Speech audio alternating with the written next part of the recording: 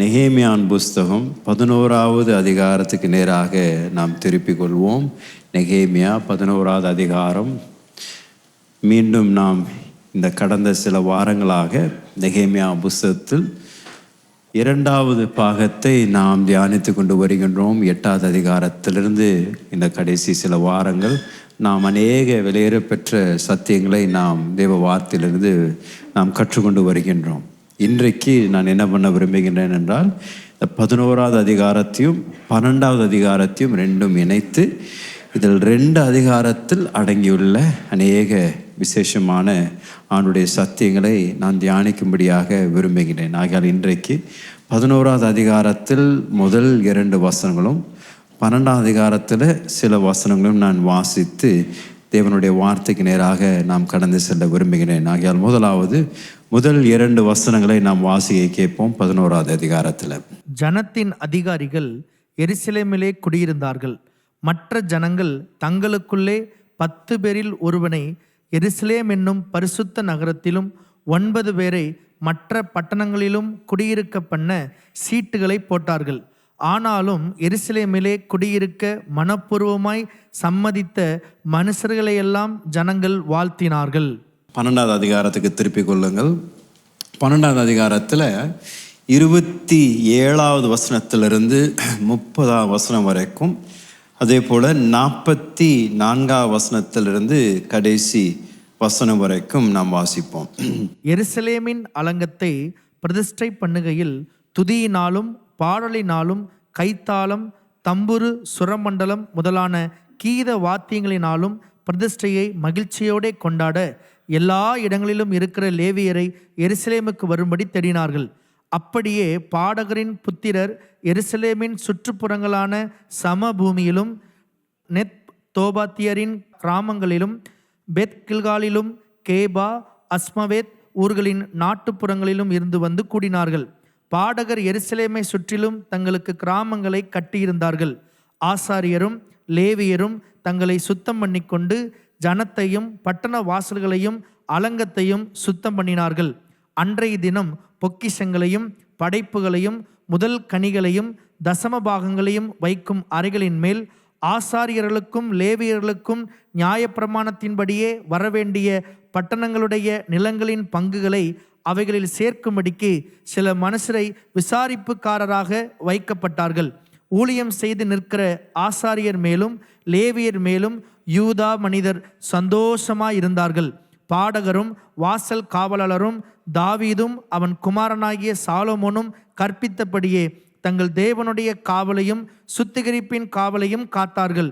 தாவீதும் ஆசாப்பும் இருந்த பூர்வ நாட்களில் பாடகரின் தலைவரும் வைக்கப்பட்டு தேவனுக்கு துதியும் தோத்திரங்களும் செலுத்துகிற சங்கீதங்கள் திட்டம் பண்ணப்பட்டிருந்தது.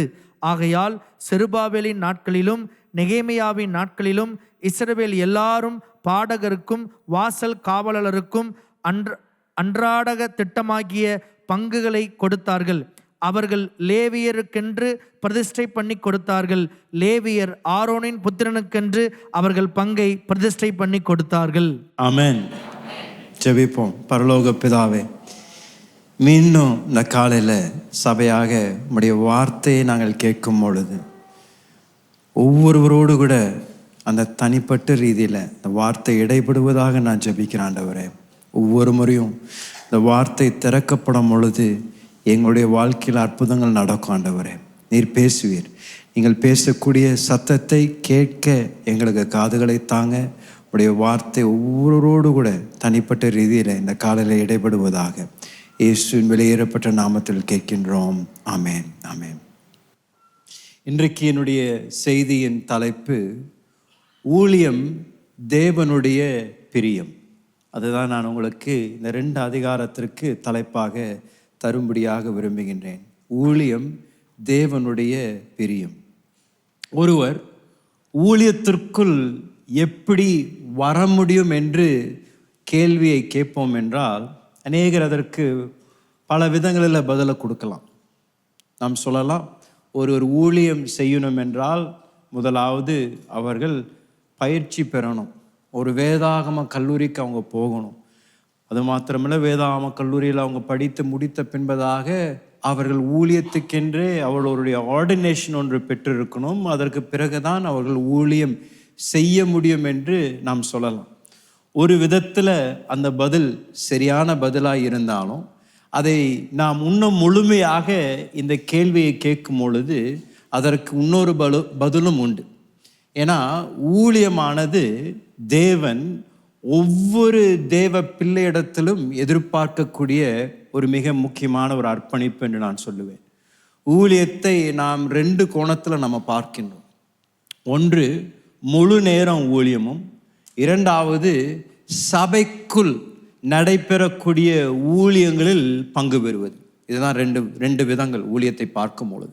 இந்த முழு நேரம் ஊழியம் என்று நாம் சொல்லும் பொழுது உண்மையாகவே அந்த முழு நேரம் ஊழியத்தை செய்யணும் என்றால் ஒரு தெளிவான தெய்வீக அழைப்பை பெற்றிருப்பது அவசியம்.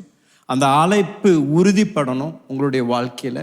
அதற்கு பின்பதாக அந்த ஊழியத்தை செய்வதற்காக தேவையான ஒரு பயிற்சியை பெறுவது மிக அவசியம். ஆனால் அதே நேரத்தில் சபைக்குள் நடைபெறக்கூடிய அநேக ஊழியங்களில் பங்கு பெறுவதற்கு அடிப்படையாக தேவையாக இருக்கின்ற ஒன்றே ஒன்று தான், ரட்சிக்கப்பட்டிருக்கணும். ரட்சிக்கப்பட்டிருந்தால் தேவனுடைய ராஜ்யத்தில் தேவனுடைய சரீரத்திலும் ஒவ்வொருவருக்கும் ஒரு வெளியேற பெற்ற ஒரு பொறுப்பும் ஒரு வேலையும் இருக்கின்றது என்பதை பல இடங்களில் தேவ வார்த்தையில் நாம் பார்க்கின்றோம். ஒரு முழு நேரம் ஊழியத்திற்கு ஏன் அழைப்பு தேவை என்றால், ஏன் அந்த அழைப்பின் உறுதி தேவை என்றால், இந்த முழு நேரம் ஊழியம் என்பது அது ஒரு கடினமான ஒரு வேலை தான். அதை செய்வதற்கு ஒரு அழைப்பு இருந்தால் மாத்திரம்தான் அதில் நாம் நிலைத்து நிற்க முடியும். நாம் முழு நேரம் ஊழியத்தை செய்யக்கூடியவர்கள் பலவிதமான போராட்டங்களை, பலவிதமான எதிர்ப்புகளை சந்திப்பார்கள். அந்த போராட்டங்கள், எதிர்ப்புகள், பிரச்சனைகள் வரும் பொழுது அந்த அழைப்பு என்று அவர்களுடைய வாழ்க்கையில் ஒரு அனுபவம் இருந்தால் மாத்திரம்தான் அந்த ஊழியத்தில் அவர்கள் தரித்திருக்க முடியும். இல்லைன்னா பாதியிலே விட்டு ஓடி விடுவார்கள். தேவனுடைய வாஞ்சியும் நாம் வாசிக்கும் பொழுது தேவ வார்த்தையில் எபேசியர் 4:11 தான் சபைக்கு தேவையான ஊழியங்களை குறித்து தேவ வார்த்தை நமக்கு போதிக்கின்றது. முழு நேரம் ஊழியம் என்று நம்ம சொல்லும் பொழுது அப்போஸ்தலர்கள், போதகர்கள், அதே போல மெய்ப்பர்கள் என்று தேவனுடைய வார்த்தையில மிக தெளிவாக சபை பக்தி விருத்தி அடையும்படியாக, சபையாரை கட்டி எழுப்பும்படியாக ஆண்டவர் இப்படிப்பட்ட முழு நேர ஊழியர்களை ஆண்டவர் தெரிந்து கொண்டு அவர்கள் மூலமாக அவருடைய சபை தேவன் கட்டி எழுப்புகின்றார். ஆனால் அதே நேரத்தில் வேதாமத்தில் நாம் பார்க்கும் பொழுது ஒரு சபையானது செல்வாக்கு நிறைந்த சபையாய் இருக்கணும் என்றால், தேவ நோக்கத்தை நிறைவேற்றக்கூடிய ஒரு சபையாய் இருக்கணும் என்றால், அந்த சபையில் அங்கமாய் இருக்கின்ற ஒவ்வொரு தேவ பிள்ளையும் தேவன் அவர்களுக்காக நியமித்திருக்கின்ற இந்த ஊழிய பொறுப்பை அறிந்து அதை செய்யும்படியாக தங்களை அர்ப்பணிப்பார்கள் என்றால் அந்த சபை உண்மையாகவே ஒரு தாக்கம் நிறைந்த ஒரு சபையாக மாறும். அநேக நேரத்தில் என்ன நடைபெறுகின்றது என்றால், சபையில் இருக்கக்கூடிய 20% தேவ விசுவாசிகள் 80% வேலையை செய்கின்றார்கள். என்னங்க, சபையில் இருக்கக்கூடிய அந்த 20% தான் 80% வேலையும் ஊழியத்தை செய்து கொண்டிருக்கின்றார்கள். அது மாறணும். சபையில் இருக்கக்கூடிய ஒவ்வொரு தேவ பிள்ளையும் தேவன் அவர்களுக்காக வைத்திருக்கின்ற இந்த ஊழிய பொறுப்பு என்ன என்று அறிந்து அதை அவர்கள் நிறைவேற்ற ஆரம்பிக்கும் பொழுது அந்த சபைக்கு தேவன் வைத்திருக்கின்ற நோக்கங்களை தேவன் நிறைவேற்ற நிச்சயம் கிருபை தருவார். ஆண்டவராகிய இயேசு மத்தேயு 25 அதிகாரத்தில் அந்த தாளந்துங்களுடைய ஊமையை பகிர்ந்து கொண்ட பொழுது 3 மனிதர்களை குறித்து ஆண்டவர் சொன்னார். ஒரு மனிதனுக்கு 5 தாளந்து கொடுக்கப்பட்டது, இன்னொரு மனிதனுக்கு 2 தாளந்து கொடுக்கப்பட்டது, இன்னொரு மனிதனுக்கு 1 தாளந்து கொடுக்கப்பட்டது. இந்த எஜமான் மீண்டும் திரும்பி வந்த பின்பதாக விசாரித்த பொழுது 5 தாளந்துடையவன் அதை பெருக செய்து 10 தாளந்தாக எஜமான் கரத்தில் ஒப்படைக்கின்றான். 2 தாளந்து பெற்றிருந்தவன் அதை எஜமானிடத்தில் 4 தாலந்துகளாக பெருக செய்து எஜமானுடைய கரத்தில் ஒப்பு கொடுக்கின்றான். 1 தாலந்து பெற்றிருந்த மனிதன் எதையும் செய்யாமல் அந்த 1 தாலந்தை மீண்டும் தரும்படியாக முயற்சி பண்ணுகின்றான். இந்த எஜமான் இந்த 3 வேலைக்காரர்களிடத்திலும் விசாரித்த பொழுது முதல் வேலைக்காரன் அந்த 5ஐ 10ஆக மாத்தின பொழுது அவனை அதிகம் பாராட்டினான். அதே போல 2ஐ 4ஆக மாற்றினவனையும் பார்த்தும் அதே மாதிரி பாராட்டினான். அவர் பாராட்டின பொழுது இந்த 2ஐ 4ஆக மாத்தின மனிதனை பார்த்து, நீயும் ஏன் 10ஆக மாத்தல என்று அவர் கேட்கல. ஏன்பா அவன் 10ஆக கொண்டு வந்துட்டானே, நீயும் ஏன் பண்ணிருக்க கூடாதா என்று அந்த 2ஐ 4ஆக மாற்றின தாளந்துடைய மனிதனிடத்துல ஆண்டவர் 10ஐ எதிர்பார்க்கல. இங்க என்ன ஆண்டவர் அந்த ஊமையில கற்றுக் கொடுக்கின்றார் என்றால், பிதாவுடைய வாஞ்சையும் விருப்பமும் அவர் கண்ணோட்டமா இருக்கின்றது. நீங்கள் எவ்வளோ நிறைய ஊழியத்தை செய்கின்றீர்கள் என்பதை அவருடைய கவனம் அல்ல, உங்கள் கரத்தில் கொடுத்திருக்கின்றதை வைத்து என்னத்தை செய்றீங்க, அதுதான் ஆண்டவர் இடத்துல அவர் மிக கவனமாக நம்ம இடத்துல விசாரிக்கின்றார். இந்த 3வது மனிதனை ஏன் அந்த எஜமான் கடிந்து கொள்றார் என்றால், அவனுக்கு கொடுக்கப்பட்டிருந்த ஒரே ஒரு தாளந்து தான், அதை வைத்து அவன் என்ன பண்ணான், ஒன்றும் பண்ணல. மீண்டும் சொல்றேன், 1 தாளந்து பெற்றிருந்த மனிதன் ஏன் எஜமானால கடிந்து கொள்ளப்பட்டான் என்றால், அவனுக்கு கொடுத்திருந்ததை வைத்து அவன் எதுவும் செய்யல. அதனாலதான் எஜமான் மிகவும் கோபம் அடைகின்றார். நான் உனக்கு கொடுத்திருந்ததை வைத்து ஏதோ ஒன்றை நீ செய்திருக்கும் என்றுதான் அவர் எதிர்பார்க்கின்றார். இன்றைக்கும் தேவன் அதே எதிர்பார்ப்போடு தான் ஒவ்வொரு தேவ பிள்ளையிடத்திலும் கணக்கை கேட்கின்றார்.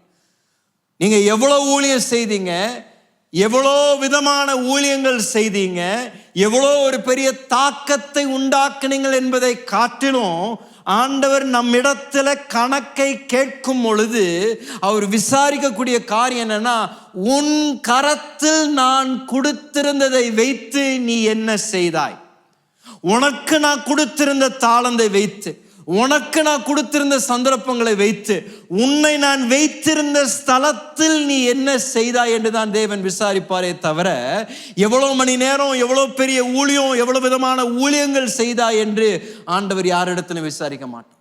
அதனாலதான் ஒவ்வொரு தேவ புள்ளியும் இதை உண்மையாகவே உங்களுடைய இருதயத்தில் நீங்கள் இதை ஆராய்ந்து பார்க்கணும். இதற்கு தேவையான முயற்சிகள் நாம் ஒவ்வொருவரும் எடுப்பது அவசியம். ஏனென்றால் அவருக்கு முன்பதாக நாம் ஒவ்வொருவரும் ஒரு நாள் நிற்போம். அந்த நாளில் நிற்கும் பொழுது தேவன் நம் இடத்துல என்னத்தை நம் கரத்தில் தந்திருந்தாரோ அதை வைத்து என்ன செய்தோம் என்ற கணக்கை தேவன் கேட்பார். உங்க பக்கத்துல இருக்கவங்கள பார்த்து கேளுங்களேன், உங்க கரத்துல என்ன கொடுத்திருக்கிறார். இங்க இருக்கின்ற ஒருவர் கூட ஆண்டவர் எனக்கு ஒன்றையும் தரவில்லை என்று சொல்ல முடியாதுங்க. ஒவ்வொருவருக்கும் குறைந்தது 1 தாளந்தாவது தந்திருக்கிறார். ஏதோ ஒரு விதத்துல தேவ ராஜ்யத்திற்கு பிரயோஜனம் உள்ள ஒரு நபராய் இருக்கும்படியாக தேவன் உங்கள் கரத்தில் ஒரு தாளந்தை நிச்சயம் தந்திருக்கின்றார். அந்த தாளந்தை வைத்து, அந்த கிருபைகள், தேவன் உங்களுக்கு அளித்த கிருபைகளை வைத்து என்ன செய்தீர்கள், என்ன செய்து கொண்டிருக்கின்றீர்கள் என்பதுதான் மிகப்பெரிய ஒரு கேள்வி. இந்த 11வது அதிகாரமும் 12வது அதிகாரத்தை நீங்க வாசிக்கும் பொழுது நான் எப்பொழுதும் சொல்ற வண்ணமாக, இப்படிப்பட்ட பெயர்கள் அடங்கி உள்ள அதிகாரங்களுக்கு நம்ம வரும் பொழுது நாம் என்ன செய்கிறோம் என்றால், ஒரு ஹை ஜம்ப் படிச்சிடறோம். அந்த அதிகாரத்தில் ஒரு 4 வசனத்தை வாசிக்கிறோம். அதுக்கு பிறகு அந்த பேர் வாயில நுழைய மாட்டேந்து, கவனமும் சிதறடிக்கப்படுது. அங்கேருந்து அப்படியே கொஞ்சம் ஸ்கேன் பண்ணுறோம், அங்கே எங்கே ஓகே பேர் போகுது ஓகே, அடுத்த அதிகாரம் பேர் ஓகே. அதை முடிச்சோடனே எங்கே மீண்டும் கதை துவங்குதுன்னு பார்க்குறோம். அங்கே வந்த உடனே நம்ம அந்த கதையை படிக்க ஆரம்பிக்கிறோம். நீங்கள் மாத்திரம் நானும் தான் அதை செய்கிறேன் அநேக நேரத்தில். ஏன் அந்த பெயர்கள் அநேக நேரத்தில் நமக்கு அது பொருத்தம் இல்லை. அந்த பெயர்களை வாசித்தும் நமக்கு அதிலிருந்து எதையும் புரிந்து கொள்ள முடியாத காரணத்து நிமித்தம் அந்த பெயர்களை நாம் சற்று அதை அவாய்ட் பண்ணி, அதை ஸ்கிப் பண்ணி நம்ம அடுத்த இடங்களுக்கு நம்ம போயிடுறோம். ஆனாலும் தேவன் தம்முடைய வார்த்தையில இவ்வளோ கவனமாக 2 அதிகாரங்களில் ஒவ்வொருத்தருடைய பெயரும் பதிவு செய்து இங்கே ஆண்டவர் இங்கே எழுதியிருப்பார் என்றால் அதற்கு நிச்சயமாக ஒரு நோக்கம் உண்டுதான். அதை தான் இன்னைக்கு காலையில் நாம் பார்க்கும்படியாக நான் விரும்புகின்றேன். ஏன்னா இந்த இஸ்ரவேல் ஜனங்கள் எல்லாரும் தேவனுடைய ராஜ்யத்திற்காக ஏதோ ஒரு காரியத்தை செய்த நபராய் இருந்தபடியால் தான் தேவன் அவருடைய பெயர்களை இங்கே நித்தியத்தில் இருக்கும்படியாக பதிவு செய்திருக்கின்றார். 3 காரியங்களை நான் சொல்லும்படியாக விரும்புகிறேன். இந்த ஊழியத்தை குறித்து இவர்கள் செய்தது, இந்த 11 அதிகாரத்தையும் 12 அதிகாரத்தையும் நம்ம பார்க்கும் பொழுது இவர்கள் செய்த காரியங்களை நம்ம கவனிக்கும் பொழுது இந்த 3 காரியங்கள் நம்மளுடைய கவனத்துக்கு வருகின்றது. முதலாவது, தேவன் விரும்புகின்றதை செய்ய விருப்பம் உள்ளவர்களாக இருந்தார். மீண்டும் சொல்றேன், தேவன் விரும்பினதை செய்கின்ற விருப்பமுடையவர்களாக இருந்த நபர்கள் இவர்கள். நீங்க இந்த 11ஆம் அதிகாரத்தில் முதல் 2 வசனங்களை நீங்கள் வாசிக்கும் பொழுது அங்க என்ன சொல்லப்படுகின்றது என்றால், இப்ப நெகேமியா வந்துட்டார் எருசலேமுக்கு அவர் வந்த பொழுது பாழாய் கடந்த அந்த மதிலை அவர் தேவனுடைய கிருபையினாலும் அவருடைய தலைமைத்துவம் மூலமாக அதை மீண்டும் கட்டி எழுப்புகின்றார். அவர் எருசலேமுக்கு வந்த பொழுது இந்த மதில்கள் பாழாய் கடந்தபடியால் அந்த பட்டணத்திற்குள் வசித்து கொண்டிருந்த ஜனங்கள் பாதுகாப்பன்மை இல்லாதபடியால் அவங்க என்ன பண்ணிட்டாங்கன்னா செதறிட்டாங்க. அவர்கள் பட்டணத்தில் வசிக்காமல் சுற்றி இருந்த கிராமங்களில் சுற்றி இருந்த மற்ற இடங்களுக்கு அவர்கள் போய் குடியிருக்க ஆரம்பித்து விட்டார். ஆனால் இப்பொழுது மதில் மீண்டும் கட்டப்பட்டிருக்கின்றது. மீண்டும் பட்டணத்திற்கு ஒரு பாதுகாப்பு வந்தாயிற்று. இந்த பட்டணத்திற்கு மதிலை கட்டண பின்பதாக இவ்வளோ பிரயாசங்கள் எடுத்த பின்பதாக அங்கே என்ன தேவையா இருந்தது என்றால், மீண்டும் ஜனங்கள் பட்டணத்திற்குள் வந்து வாழும் தேவை ஒன்று இருந்தது. அப்பொழுதுதான் அந்த பட்டணத்திற்கு மீண்டும் பாதுகாப்பை கொடுப்பதற்கு இந்த ஜனங்கள் இருப்பார்கள். அந்த பட்டணத்தில் காரியங்கள் நடப்பதற்கு அது மிக பிரயோஜனமாக இருக்கும். ஆகையால் நெகேமியா என்ன பண்றாருன்னா, எல்லாரையும் ஒன்று சேர்த்து அவர் சொல்றாரு, இப்பொழுது பட்டணத்தில் இருக்கக்கூடிய குடும்பங்கள் 10 இன்னும் அநேக குடும்பங்கள் நமக்கு தேவை. பெரிய பட்டணமா இருக்கின்றது. நீங்க எல்லாரும் வெளியே போயிட்டீங்க. ஆனா இப்போ வெளியே இருக்கின்ற அநேகர் நீங்க என்ன பண்ண விரும்புறேன்னா, நீங்கள் உங்களை ஒப்பு கொடுத்து மீண்டும் பட்டணத்திற்குள் வந்து வாழும்படியாக நீங்கள் உங்களை ஒப்பு கொடுக்கும்படியாக நான் விரும்புகிறேன் என்று நெகேமியா சவால் இடுகின்றார். அன்றைக்கு செய்த பழக்கத்தை போல தேவ சித்தத்தை அவர்கள் அறிவதற்கு அவர்கள் செய்த காரியம் என்னன்னா, அவர்கள் சீட்டு போடுறாங்க. யார் மேல சீட்டு விழுகின்றதோ அவர்கள் பட்டணத்திற்குள் வர ஒரு தேவை வருகின்றது. இப்படிப்பட்ட சீட்டு உழுகின்ற நபர்கள் அவர்கள் தெரிந்து கொள்ளப்பட்டார்கள் என்று அவர்கள் அறிந்த உடனே யோசித்து பாருங்களேன், இவர்கள் 1 வருடம் 2 வருடம் இல்லை, சிலர் பல தலைமுறைகளாக அவர்கள் பட்டணத்திற்கு வெளியே வசித்தவர்கள். பல தலைமுறைகளாக வயல் நிலத்தை அவர்கள் உழுது அவர்கள் குடும்பமாக அந்த விவசாய வேலையை செய்து கொண்டிருந்தார்கள். அவர்கள் அந்த இடத்த அவங்க குடும்பத்தை கட்டிட்டாங்க, வீட்டை கட்டிட்டாங்க. அந்த இடத்துல அவங்களுக்கு எல்லாம் தேவையானது எல்லாம் இருக்கு. ஆனால் திடீரென்று அவளுக்கு வரக்கூடிய ஒரு கட்டளை என்னன்னா, உங்க வீடை விட்டுருங்க, உங்க நிலத்தை விட்டுருங்க, உங்களுக்கென்று கொடுக்கப்படுகின்ற பட்டணத்தில் இந்த வெளியே அவங்களுக்கு ஒரு பெரிய ஒரு இடம் இருந்திருக்கலாம், வெளியே அவங்களுக்கு நல்ல ஒரு பெரிய வயல் நிலம் இருந்திருக்கலாம். ஆனா பட்டணத்திற்குள் அவங்களை வந்து வசிக்கணும்னா அவங்களுக்கு ஒரு 10 சென்ட் கொடுக்கப்பட்டிருக்கலாம், உள்ள ஒரு 5 சென்ட் கொடுக்கப்பட்டிருக்கலாம். உங்களுக்கு இவ்வளவுதான் தரப்படும், பட்டணத்திற்குள்ள இவ்வளவுதான் தரப்படும். ஆனா நீங்க உள்ள வந்து பட்டணத்திற்குள்ள வாழணும் என்ற ஒரு நிபந்தனை அவங்களுக்கு வருகின்றது. ஆனா ஏன் ஆண்டவர் இவருடைய பெயர்கள் எழுதுறாருன்னா, இவர்கள் இப்படிப்பட்ட தேவ வார்த்தை இவர்களை நோக்கி வந்த பொழுது அவர்கள் அதற்கு முழுமையாக கீழ்ப்படிந்த இந்த நபர்களாக இருந்தார்கள். அவர்களுக்கு இந்த அழைப்பு, இந்த பொறுப்பு அசௌரியத்தை ஏற்படுத்தினாலும் அவருடைய வாழ்க்கையில தேவ வார்த்தைக்கு கீழ்ப்படியும் என்பது அந்த நேரத்தில் அநேக காரியங்களை விட்டு கொடுக்க அவசியமா இருந்தாலும் அதெல்லாம் விட்டுட்டு அவளுக்கு கொடுக்கப்பட்டிருந்த அந்த ஊழிய பொறுப்பை நிறைவேற்றும்படியாக அநேக குடும்பங்கள் கிட்டத்தட்ட 10,000 பேர் இன்னும் வெளியிருந்தவர்கள் எல்லாரும் உள்ளே பட்டணத்திற்குள் வரும்படியாக தங்களை ஒப்பு கொடுக்கின்றார். ஊழியத்தில் நான் சொல்லுவேன், இது ஒரு அடிப்படையான ஒரு கொள்கை. தேவன் எதில் பிரியமாய் இருக்கின்றாரோ அதை செய்ய நமக்குள்ளேயும் ஒரு வாஞ்சை இருப்பது அவசியம். அதற்காக நாம் நம்மை ஒப்பு கொடுக்கிறது அவசியம். ஊழியமானது வசதியோடு கூட செய்யக்கூடிய ஒரு காரியம் அல்ல. ஊழியத்தை செய்யணும் என்று யாரெல்லாம் விரும்புகின்றோமோ, ஊழியத்தில் ஈடுபடணும் என்று யாரெல்லாம் நாம் நம்மை ஒப்பு கொடுக்கின்றோமோ, அது நம்மளுடைய வாழ்க்கையில கட்டாயம் அசௌரியத்தை கொண்டு வரும். ஊழியமானது சௌரியமாக செய்யக்கூடிய ஒரு காரியம் அல்ல. ஊழியமானது ஒரு விலக்கிரயத்தை செலுத்தி செய்யக்கூடிய ஒரு காரியம் தான். ஐயா, இப்ப யோசிச்சு பாருங்களேன், நீங்க இந்த சபையில இருக்கிறீங்க, நீங்க ஒரு தீர்மானம் எடுக்கிறீங்க, நான் இந்த சபையில நடைபெறுகின்ற இந்த ஒரு ஊழியத்துல நான் பங்கு பெற விரும்புகிறேன்னு ஒரு தீர்மானம் எடுக்கிறீங்க. நீங்க ஒரு உதவியாளராக இருக்கணும்னு ஒரு தீர்மானம் எடுக்கிறீங்க. நீங்க சொல்றீங்க, இந்த சபையில நான் ஞாயிற்றுக்கிழமை வந்து ஒரு உதவியாளராக இருக்கும்படியாக நான் தீர்மானம் பண்ணேன்னு சொல்றீங்க. அந்த தீர்மானம் பண்ண உடனே அடுத்த வாரம் என்ன ஆகும் தெரியுமா? அசௌரியம். அது வரைக்கும் நீங்க வீட்டிலிருந்து 6:45 கிளம்பி கொண்டு இருந்தீங்க. ஆனா இப்ப நீங்க ஊழியம் செய்யறேன்னு சொல்லி உங்க பொறுப்பை கொடுத்துட்டீங்க, உங்க ஒரு அர்ப்பணிப்பை பண்ணிட்டீங்கல்ல.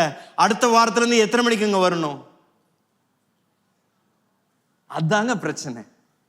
பாஸ்டர், நான் இப்ப இருக்கிற மாதிரியே, நான் இப்ப வர மாதிரியே, இப்ப இருக்கிற சௌரியத்திலேயே நான் இருந்துட்டு எப்படி ஊழியம் செய்யணும்னு சொல்லுங்க, நான் செய்தறேன்.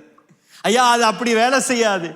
ஊழியமானது அதற்கு ஒரு விலக்கிரயம் இருக்கின்றது. ஊழியமானது அது நீங்கள் உங்களை அர்ப்பணிக்கும் பொழுது அது உங்களுடைய வாழ்க்கையில நீங்க செய்யக்கூடிய, தேவனுக்கு செய்யக்கூடிய ஒரு ஆராதனை.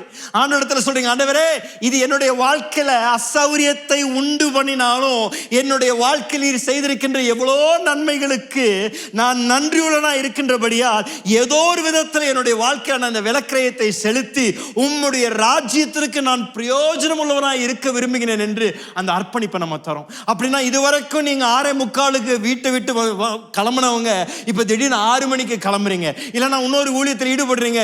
ஏதோ ஒரு விதத்துல ஊழியத்தை செய்யணும் என்றால் அதற்கு செலுத்தப்பட வேண்டிய ஒரு விலக்கிரயம். அவரை பிரியப்படுத்தணும், அவருக்கு பிரியமா வாழணும், அவருக்கு பிரியமான காரியங்களை நான் செய்யணும் என்று வாஞ்சை உள்ளவர்களுக்கு இது ஒரு பொருட்டல்லையா, இது ஒரு பொருட்டல்ல. இது அவங்களுக்கு ஒரு ஸ்லாக்கியமாய் மாறிடுது. ஐயோ, உங்களுக்கு நான் இதை செய்றேன் ஆண்டவரே, இது ஒன்றும் இல்லை என்று அப்படிதான் அநேக நேரத்தில் நமக்கு நன்மை செய்தவர்களுக்கு நாம் நன்றி செலுத்தும் பொழுது என்ன சொல்றாங்க? ஐயோ, நீங்க எவ்வளவோ செய்துட்டீங்க, இது என்னங்க ஒண்ணுமே இல்லைங்க, இந்த பாக்ஸ் ஸ்வீட் ஒண்ணுமே இல்லைங்க, இந்த ஷர்ட் ஒண்ணுமே இல்லைங்க என்று அவர்கள் நமக்கு நன்மை செய்தபடியால் அவங்களுக்கு நன்றி சொல்லி நாம் கொடுக்கக்கூடிய வெகுமதியை கொடுக்கும் பொழுது நம்ம என்ன சொல்லி கொடுக்குறோம்னா, இது ஒண்ணும் இல்லை, நீங்க செய்தது எவ்வளோ ஒரு பெரிய காரியம், நான் சும்மா ஒரு சின்ன ஒரு காரியத்தை நான் உங்களுக்கு செய்யறேன்னு சொல்லி கொடுக்குறோம்.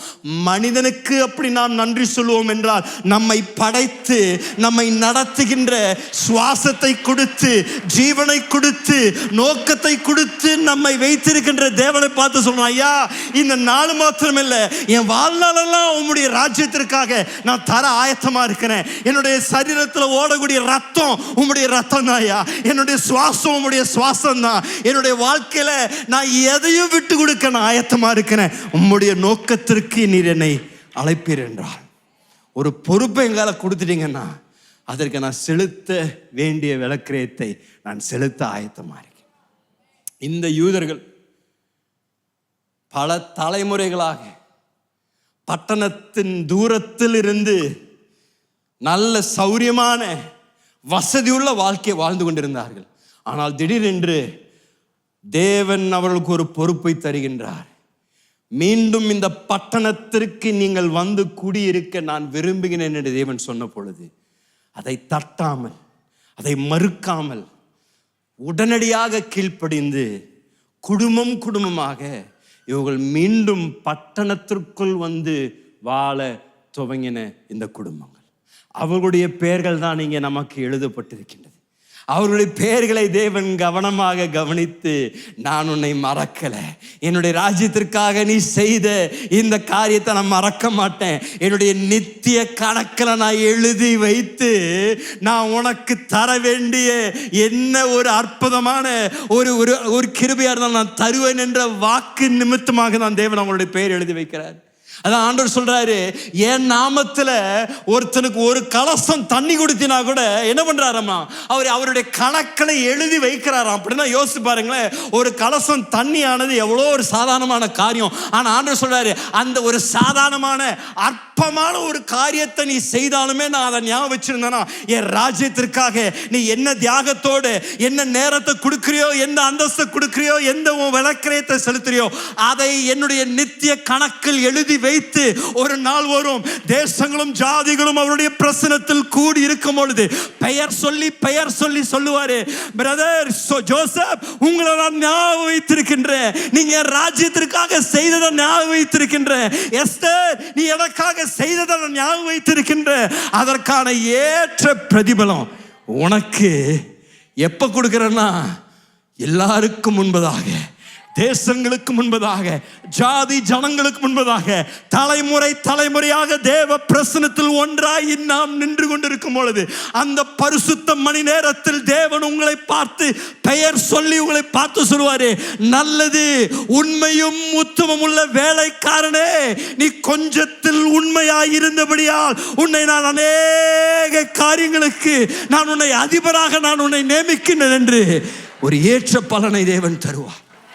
அது ஒரு நித்திய நோக்கம், ஒரு நித்திய ஒரு வெளிப்பாடு நமக்குள்ள இருக்கும் பொழுது, நம்ம இங்கே இருக்கும் பொழுது நம்ம சொல்கிறோம், ஐயோ இதுதானா, இதை நான் கொடுத்துட்றேன், இதுதான் செய்யணுமா, இதை நான் செய்துறேன். ஆண்டவரே, உம்மை பிரியப்படுத்துவதற்கு என்னவா இருந்தாலும் அதை செய்ய நான் ஆயத்தமாக இருக்கிறேன். உம்மை பிரியப்படுத்துவதுதான் என்னுடைய பிரியம் என்று தேவ பிள்ளைகள் எழும்புவார்கள் என்றால், உண்மையாகவே தேவ சபை தாக்கம் நிறைந்ததாகும், அநேகருக்கு ஆசீர்வாதமுடைய ஒரு சபையாக மாறும். இரண்டாவது இங்கே நம்ம பார்க்கக்கூடியது, அவருடைய வட்டாரத்திலும் அவருடைய திறமையும் பயன்படுத்தி ஊழியம் செய்தார். அவருடைய வட்டாரத்திலையும் அவருடைய திறமையும் பயன்படுத்தி ஊழியம் செய்தார். 11ஆம் அதிகாரத்தில் 3வது வசனத்திலிருந்து 9வது வசனம் வரைக்கும் இதெல்லாம் குடும்பங்களுடைய தலைவர்களுடைய பெயர். அதற்கு பின்பதாக 10வது வசனத்திலிருந்து 14ஆம் வசனம் வரைக்கும் ஆசாரியர்களுடைய பெயர். அதுக்கு பிறகு 15ஆம் வசனத்திலிருந்து 18ஆம் வசனம் வரைக்கும் லேவியர்களுடைய பெயர்கள்.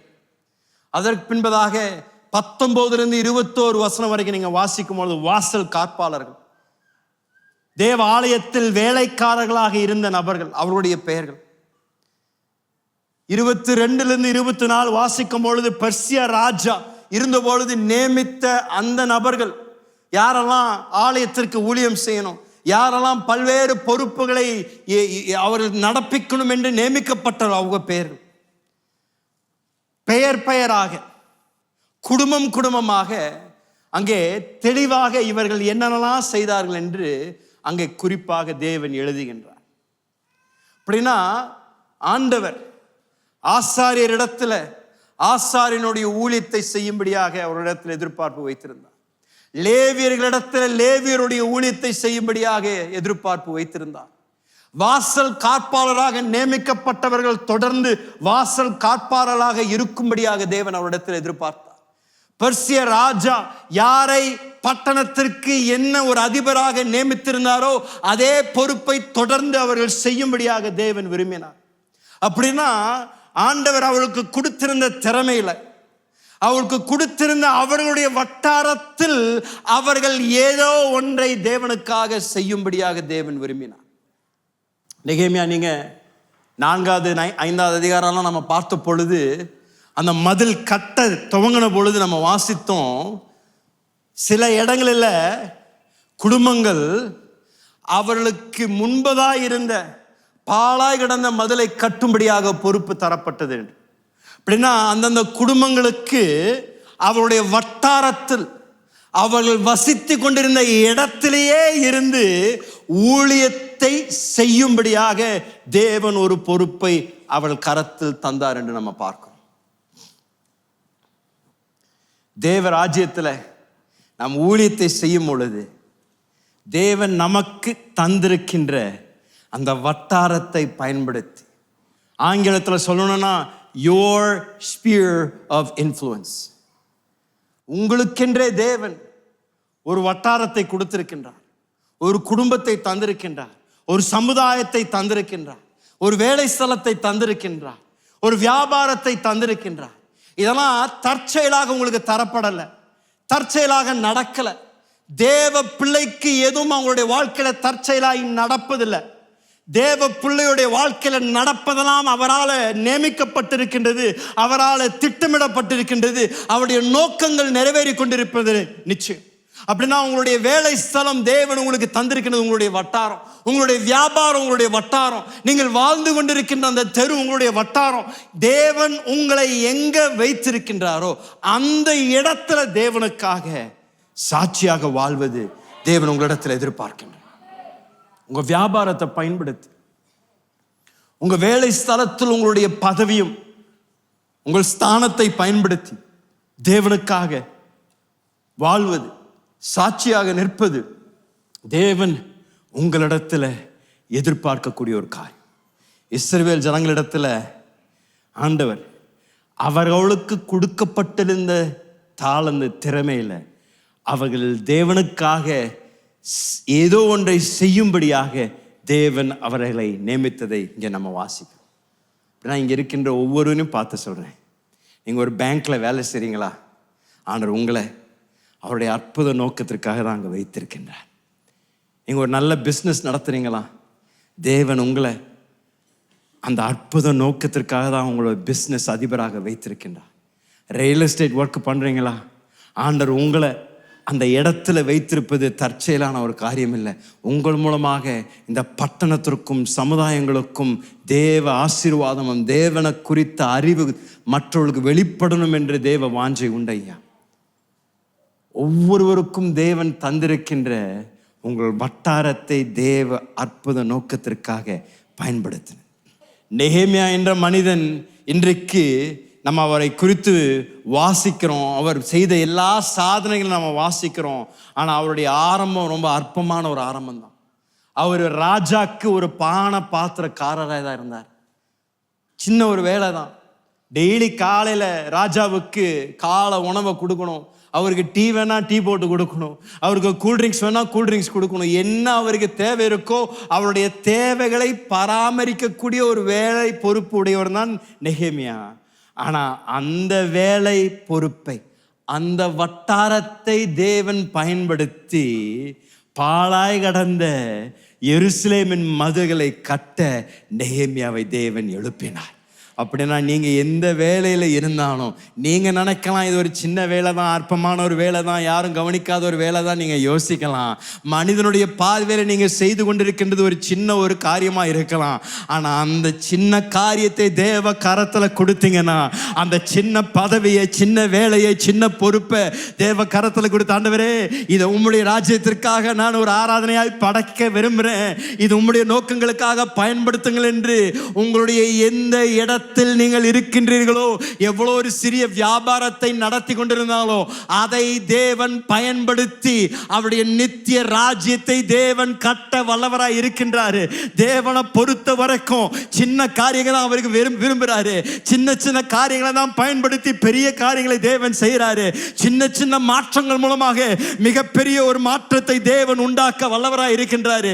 நீங்கள் எங்கிருந்தாலும் என்ன வேலை செய்து கொண்டிருந்தாலும், சும்மா சாதாரண ஒரு மாணவனாய் இருக்கலாம், நீங்க படித்து கொண்டு இருக்கலாம், ஆனா நீங்கள் இருக்கிற கல்லூரியில, பள்ளிக்கூடத்தில், நீங்கள் இருக்கின்ற அந்த தெருவில் ஆண்டவருக்கு நீங்கள் உங்களை ஒப்பு கொடுத்து, ஆண்டவரே என் வட்டாரத்தை நீங்க பயன்படுத்துங்க, என் செல்வாக்க பயன்படுத்துங்க, ஏதோ ஒரு விதத்தில் உங்களுடைய ராஜ்யத்திற்கு நான் பிரயோஜனம் உள்ள ஒரு பாத்திரமா இருக்கணும் என்று சொன்னீங்கன்னா போதும் ஐயா. நெகேமியாவை கொண்டு நூற்றுக்கணக்கான வருடங்கள் பாழாய் கடந்த மதிலை தேவன் மீண்டும் கட்டி எழுப்பி இஸ்ரவேல் மத்தியில் ஒரு மகா பெரிய எழுப்புதலை கொண்டு வர ஒரு பான பாத்திரக்காரனை தேவன் பயன்படுத்துவார் என்றால் நீங்கள் ஏமாத்துறோம். நீங்கள் ஏன் தேவன் பயன்படுத்த மாட்டாரு? ஏன் உங்களை தேவன் இந்த நாட்களுக்கென்று, இந்த தேசத்திற்கென்று, இந்த பட்டணத்திற்கென்று தேவன் ஒரு அற்புத விதத்தில் தேவன் உங்களை பயன்படுத்த மாட்டாரா என்று நான் உங்களை பார்த்து கேட்கிறேன். இவர்கள் எல்லாரும் அவங்க சின்ன சின்ன இடங்கள தான் இருந்தாங்க, சின்ன சின்ன வேலைகளை செய்து கொண்டிருந்தாங்க. ஆனா அவங்க செய்த ஒரு அற்புதமான காரியம் என்னன்னா, அவருடைய வேலைகளையும் அவருடைய பொறுப்புகளையும் தேவ நோக்கத்திற்காக, தேவ ராஜ்யத்திற்காக அதை தங்களை ஒப்பு கொடுத்த பொழுது இந்த அற்புத புஸ்தகத்தில் அவருடைய பெயர் எழுதப்பட ஆரம்பித்தது.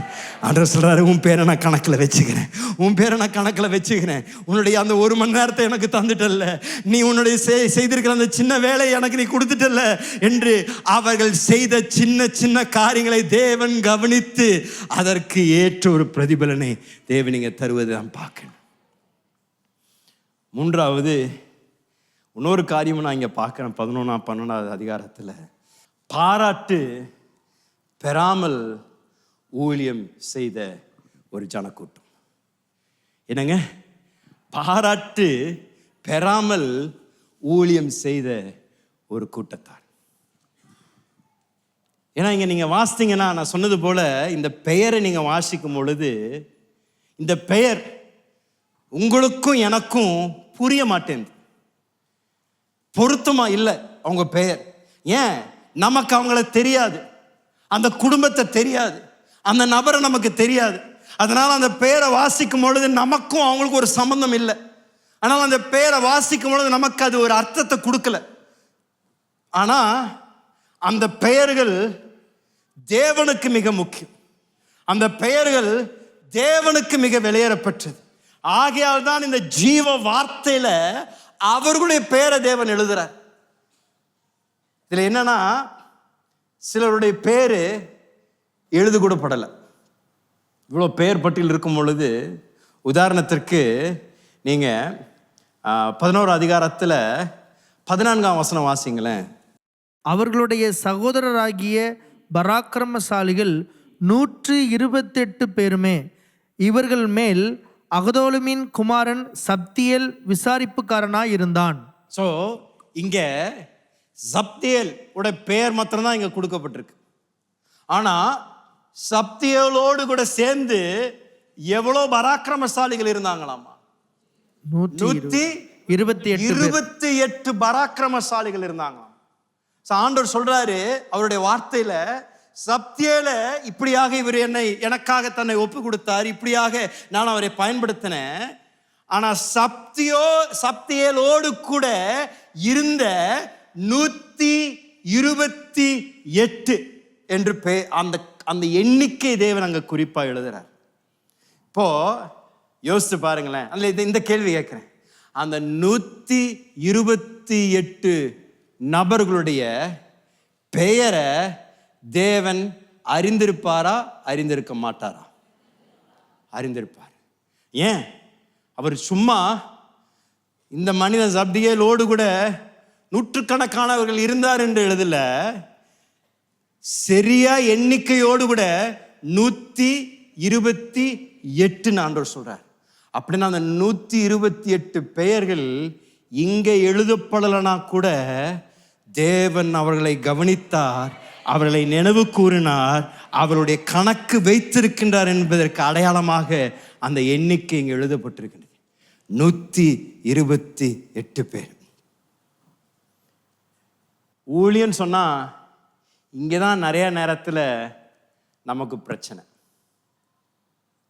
நம்ம ஊழியத்தை எப்ப செய்ய விரும்புறோம்னா, எப்படி செய்ய விரும்புறோம்னா, எல்லாரும் பார்க்கும் பொழுது, எல்லாரும் நம்மை பாராட்டும் பொழுது ஊழியம் செய்யும் பொழுது எவ்வளோ அருமையா இருக்கு. பிரதர், ஒவ்வொரு ஞாயிற்றுக்கிழமையும் உங்க சிரித்த முகத்தை பார்க்கும் பொழுது எனக்கு எவ்வளோ நல்லா இருக்குன்னு சொல்லி நம்மளை பார்த்து ஒருத்தர் சொல்லும் பொழுது அப்படியே உள்ளமெல்லாம் குளிர்ந்து போய், எப்பா என்ன நல்லா இருக்கு ஊழியம் செய்யறது. ஆனா அதே நேரத்தில் நீங்க நிக்கிறீங்க, ஊழியம் செய்றீங்க, உங்களை பார்த்துட்டும் பார்க்காத மாதிரி ஒருத்தர் போறாங்கல்ல, அவங்கள நீங்க பார்க்கும் பொழுது எப்படிப்பட்ட ஜெபங்கள் உங்களுடைய இருதயத்தில் பிறப்பிக்கப்படுதுன்னு யோசித்து பாருங்களேன். ஆண்டவரே அவங்கள சந்திங்க ஆண்டவரே, அவங்க இருமாப்பா உடையுங்க ஆண்டவரே, கடினமான இருதயம் ஆண்டவரே, இப்படியெல்லாம் அவங்க என்னை பார்த்து முறைக்கிறாங்க, இப்படி சொல்கிறாங்க. நான் எவ்வளோ பிரயாசப்பட்டேன், எனக்கு குறித்து ஒரு வார்த்தை சொல்லலை அந்த மீட்டிங்கில். இதுக்காக எவ்வளோ பாடுபட்டேன் தெரியுமா, எவ்வளோ நேரத்தை கொடுத்தேன் தெரியுமா, இதுக்காக எவ்வளோ விதத்தில் நான் இதற்காக விலைக்கிறைய செலுத்தினேன் தெரியுமா. அந்த பாஸ்டர் எழும்பி என் பேரை ஒரு தடவை கூட சொல்லலை, என் முகத்தை கூட அவர் பார்க்கல. இதெல்லாம் தேவையா எனக்கு? எதுக்குயா நான் இவ்வளோ கஷ்டப்படணும்? எதுக்குயா இவ்வளோ பிரச்சனை எனக்கு? இவ்வளோ செய்தும் ஒரு நன்றி கூட சொல்ல மாட்டேன்றாங்க. என்ன மேடையெல்லாம் கூப்பிட்டு எனக்கு பரிசெல்லாம் கொடுக்க வேண்டாம், பாஸ்டர் எனக்கு ஃபோன் பண்ணி ஒரு நன்றி சொல்லக்கூடாதா அப்படின்னு யாரும் சொல்லலை. நான் உதாரணமாக சொல்கிறேங்க. சில நேரத்தில் நமக்குள்ள இந்த அங்கீகாரம் ஜனங்கள் மத்தியில் பெறாமல் இருக்கும் பொழுது, பாராட்டுகள் வராமல் இருக்கும் பொழுது, நீங்க இசை வாசிக்கிறீங்க, அன்னைக்கு நீங்க வாசிக்கும் பொழுது அப்படியே பரலோகம் பூமியில இறங்குனது போல உணர்றீங்க. நீங்க உங்களால தாங்க முடியல, என்னடா இவ்வளோ அருமையா ஆண்டோடைய பிரசன்னம் இருக்கு. நீங்க இறங்கி போகும்பொழுது 3 பேர் முகத்தை பார்க்குறீங்க, யாராவது எதாவது சொல்லுவாங்களான்னு. ஒருத்தரும் சட்டை பண்ண மாட்டேன்றாங்க, ஒருத்தரும் உங்க முகத்தை கூட பார்க்க மாட்டேன்றாங்க.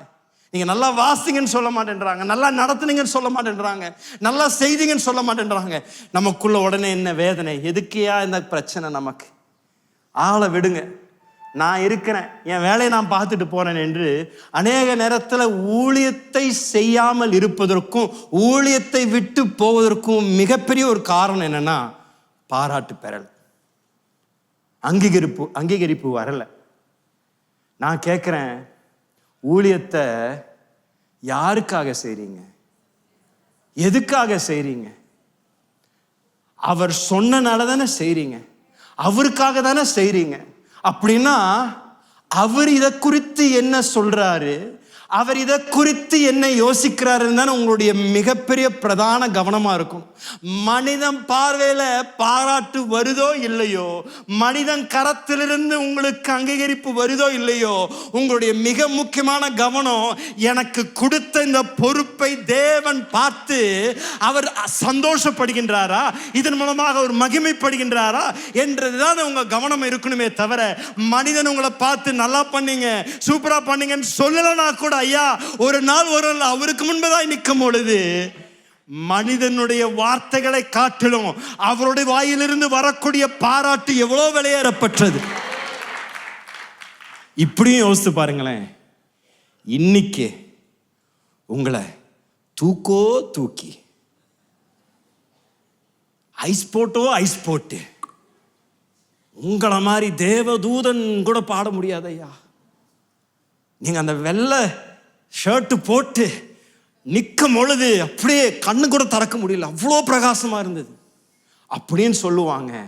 நாளைக்கு உங்களை பார்த்து அதே நபர் பேய் முடிச்ச மாதிரி இருக்கிற, கிறுக்கு வந்துருச்சா, உனக்கு என்ன லூசா, உங்களை துதித்த அதே வாய் உங்களை சபிக்கவும் செய்யும்.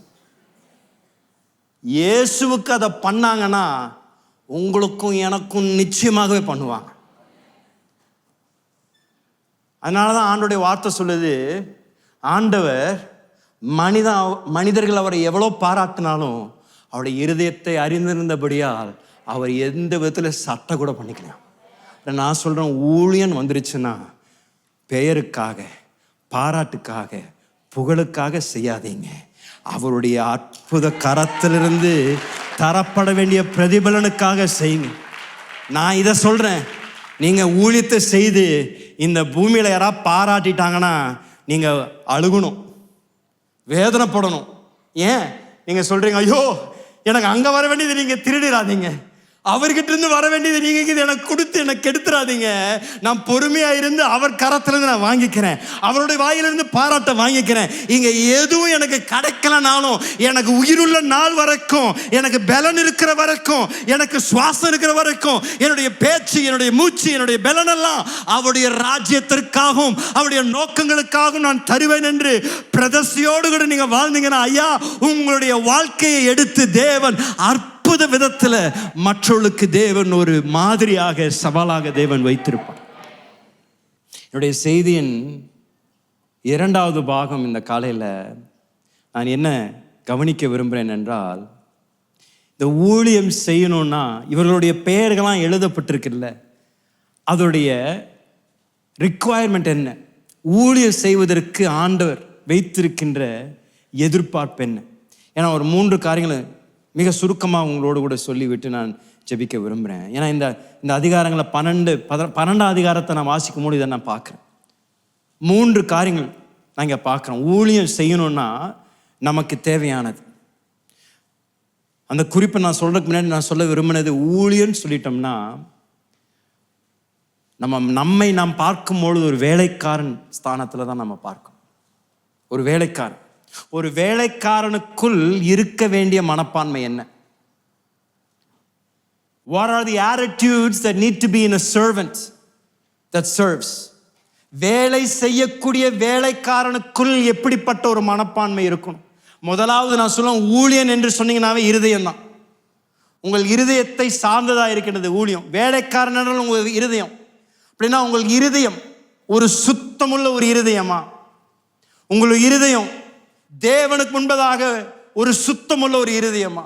ஏன்னா இங்க 30ஆம் வசனத்தை நீங்க வாசிக்கும் போது 12ஆம் அதிகாரத்துல இவர்கள் லேவியர்களும் ஆசாரியர்களும் அவர்கள் அந்த ஊழியத்தை செய்வதற்கு முன்பதாக அவர்கள் என்ன செய்தார்கள் என்றால், ஆசாரியரும் லேவியரும் தங்களை சுத்தம் பண்ணி கொண்டு ஜனத்தையும் பட்டண வாசல்களையும் அலங்கத்தையும் சுத்தம் பண்ணினார்கள்.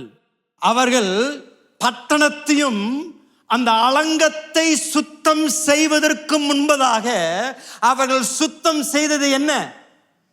தங்களை சுத்தப்படுத்தி கொண்டார்கள். அவர்கள் மற்றவர்களை சுத்தம் செய்வதற்கு முன்பதாக, தேவ ஆலயத்தை சுத்தம் செய்வதற்கு முன்பதாக அவர்கள் செய்த முதல் படி தங்களை சுத்தப்படுத்தி கொண்டார்கள். தங்களுடைய இருதயத்தை சுத்தப்படுத்தி கொண்டார்கள். தங்களை பரிசுத்தப்படுத்தி கொண்டார்கள். அப்படின்னா ஊழியத்தை செய்யணும் என்றால் முதலாவது நமக்கு தேவையான அடிப்படையான ஒரு மிக முக்கியமான நிபந்தனை சுத்தமுள்ள ஒரு இருதயம், சாட்சியுள்ள ஒரு வாழ்க்கை. இது இல்லாமல் ஊழியம் செய்தால் யாருக்கும் பிரயோஜனம் இல்லை.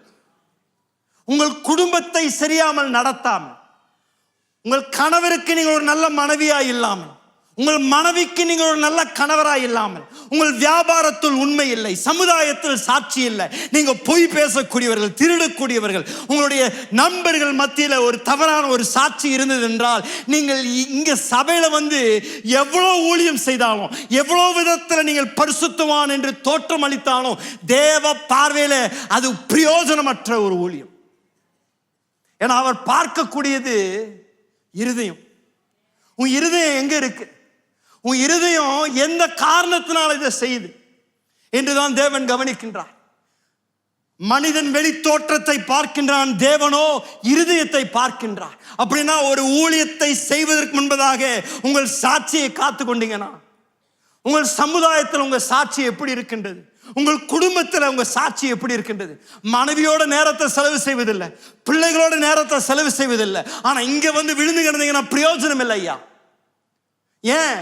தேவ பார்வையில உங்களுக்கு தந்திருக்கின்ற முதல் பொறுப்பு உங்க குடும்பத்தை நடத்தக்கூடிய பொறுப்பு. பிள்ளைகளுக்கு ஒரு நல்ல தகப்பனா இருக்கணும், பிள்ளைகளுக்கு ஒரு நல்ல அம்மாவா இருக்கணும், புருஷனுக்கு ஒரு நல்ல ஒரு மனைவியா இருக்கணும். அதற்கு பின்பதாக தான் நீங்க தேவ ராஜ்யத்தில் வந்து ஊழியத்துக்கு நீங்க உங்களை ஒப்பு கொடுக்க முடியும்.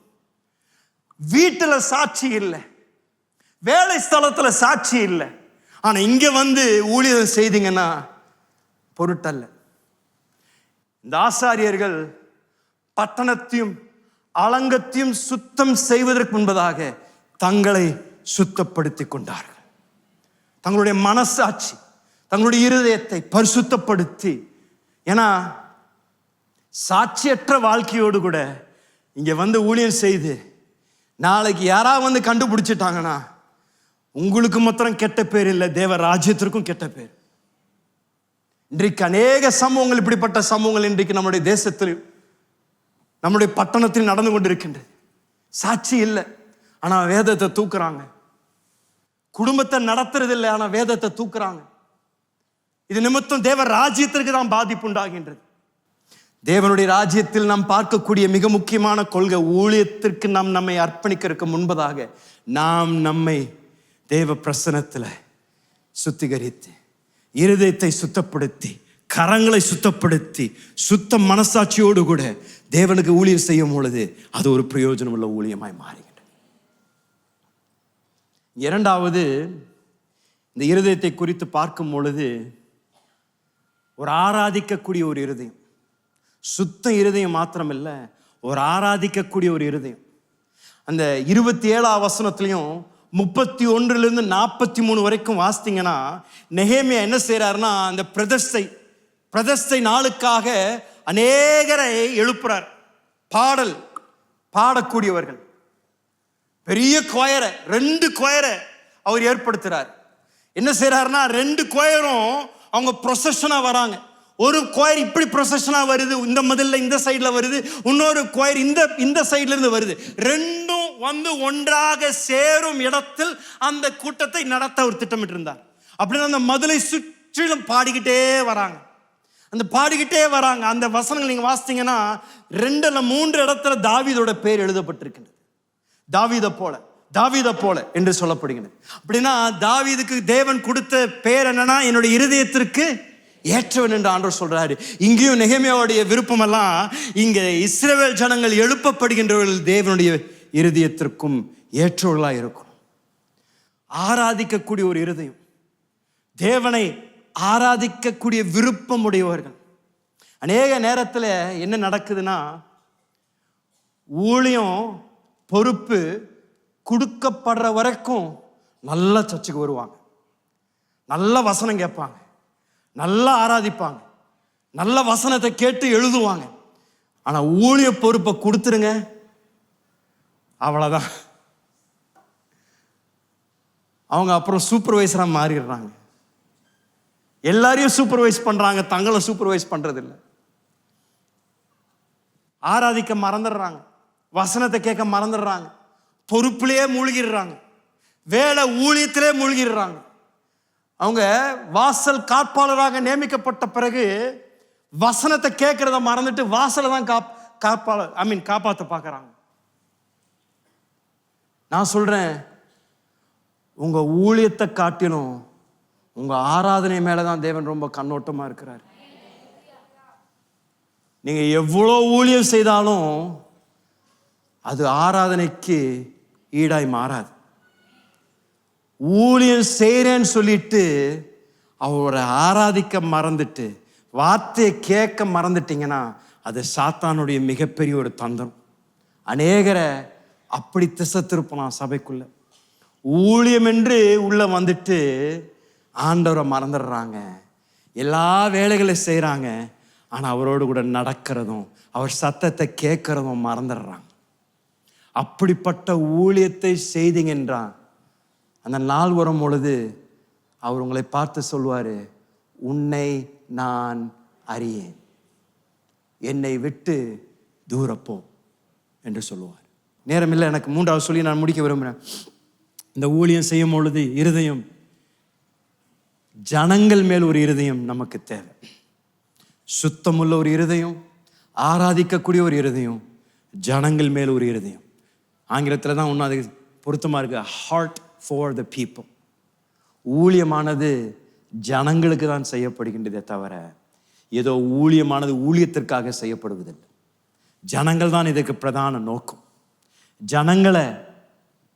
ஜனங்களுக்கு ஒரு பாரம், ஜனங்கள் மேல ஒரு அன்பு, ஜனங்கள் மேல ஒரு அக்கறை, அவர்களுக்காக நான் ஊழியம் செய்யணும் என்று கவனமுடையவர்களாக இருப்பது அவசியம்.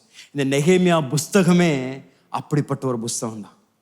நெகேமியாவுக்கு ஜனங்கள் மேல ஒரு மிகப்பெரிய ஒரு பாரம் இருந்தது, தேவ ஜனத்தின் மேல ஒரு மிகப்பெரிய ஒரு பாரம் இருந்தது. ஜனங்கள் மத்தியில எப்படி நடக்கணும், எப்படி ஊழியத்தை செய்யணும் என்று அவர் அறிந்திருந்தார். எனக்கு நேரம் இல்லை, நான் 3 காரியங்கள் நெகேமியா செய்த மாத்திரம் சொல்லி நான் உங்களோட கூட ஜெபிக்க விரும்புகிறேன். முதலாவது, நெகேமியா நீங்கள் கவனிச்சிங்கன்னா, முதல் அதிகாரத்துலேருந்து வந்தீங்கன்னா, வந்துட்டோம் புஸ்தகம் கடைசிக்கு வந்துட்டோம், முதல் அதிகாரத்துலேருந்து வந்துட்டீங்கன்னா, நெகேமியா ரட்சிக்கப்படாத ராஜாவை எப்படி கையாளணும் என்று அவர் அறிந்திருந்தார். எப்படிங்க? ரட்சிக்கப்படாத ராஜாவை எப்படி கையாளணும் என்று அவர் அறிந்திருந்தார். அப்படின்னா பான பாத்திரக்காரனாக இருந்தது மாத்திரமில்லை, இந்த ராஜாவிடத்துல நல்ல பெயர் வாங்கினது மாத்திரமில்லை, அந்த கோரிக்கையை ராஜாவிடத்துல கொண்டு போனது கூட மிக ஞானத்தோடு கூட செய்கிறார். அவர் அந்த ராஜா இடத்துல போய் அவரிடத்துல, ராஜாவே எருசலேமின் மதிலை திரும்பியும் கட்டுறதுக்கு ஒரு சட்டத்தை ஏற்படுத்துங்கன்னு சொல்லி எல்லாம் கேட்கல. அவர் என்ன சொல்றாருன்னா, என்னுடைய முற்பிதாக்கள் அடக்கம் செய்திருக்கின்ற இடத்திற்கு நான் போய் அவர் ராஜாவிடத்துல பேசின பொழுது, நீங்க அந்த இன்னும் நல்லா கவனிங்க, அந்த முதல் அதிகாரத்தை படிச்சீங்கன்னா எருசலேம் என்ற பேரே வெளியே வரல. ராஜாவுக்கு என்ன பண்றாரு, குட்டே வெளியே அவுத்து விடல. அவர் சொல்றதெல்லாம் என்னுடைய முற்பிதாக்கள் நான் இருந்த இடம் அப்படின்னு தான் பேசுறாரே தவிர, அந்த ராஜாவை மீண்டும் அந்த சட்டத்தை ஏற்படுத்துவதற்கு எப்படி பேசணுன்ற திறமை அவருக்கு இருந்தது. ரெண்டாவது, அவர் ரட்சிக்கப்படாத ராஜா மாத்திரமில்ல, சோர்ந்து போயிருந்த தேவ ஜனத்தோடையும் எப்படி பேசணும் அவர் தெரிஞ்சிருது. அவர் எருசலேமுக்கு வராரு, வந்த உடனே அங்க இருந்த ஜனங்களாம் பார்த்து, ஏய் ஒன்றுத்துக்கு உதவாத சோம்பேறிகளே, நூற்றுக்கணக்கான வருடம் சும்மா உட்கார்ந்துட்டு இருக்கிறீங்களே, உங்களுக்கெல்லாம் ஏதாவது இருக்கா அப்படின்னு அவருக்கு சொல்லல். அவரு மிக அழகா அந்த 2ஆம் அதிகாரத்தை வாசித்தீங்கன்னா, அவர் தன்னையும் அவர்களோடு கூட சேர்த்து, தேவ பட்டணம் இப்படி இருக்கக்கூடாது, நாம் இதை குறித்து ஏதாவது செய்யணும் என்று அந்த பொறுப்பை தாம் மேலேயும் ஏற்றுக்கொண்டு அங்கே சோர்ந்து போயிருந்த தேவ ஜனத்தை அழகாக உற்சாகப்படுத்தி, அந்த அதிகாரம் முடியறதுக்கு முன்பதாக ஜனங்களே வாயை திறந்து சொல்றாங்க, வாங்க எழுந்து கட்டுவோம் என்று நெகேமியா சொல்ல ஜனங்க சொல்றாங்க. அப்படின்னா இவர் ஊழியர் செய்தது என்ன அருமையா இருதயத்தோடு ஊழியர் செய்தார். ஜனங்கள் மேல ஒரு உண்மையான அக்கறை, ஒரு அன்பு, அவர்களை கட்டி எழுப்பணுன்ற ஒரு அன்போடு கூட அந்த ஊழியத்தை செய்த ஒரு மனிதன். 3வது நெகேமியாவை குறித்து நம்ம பார்க்குறோம். ஊழியத்தில் அவருக்கு விரோதமாக எழும்பின எதிரிகளை எப்படி சமாளிக்கும் அவர் அறிந்திருந்தார்.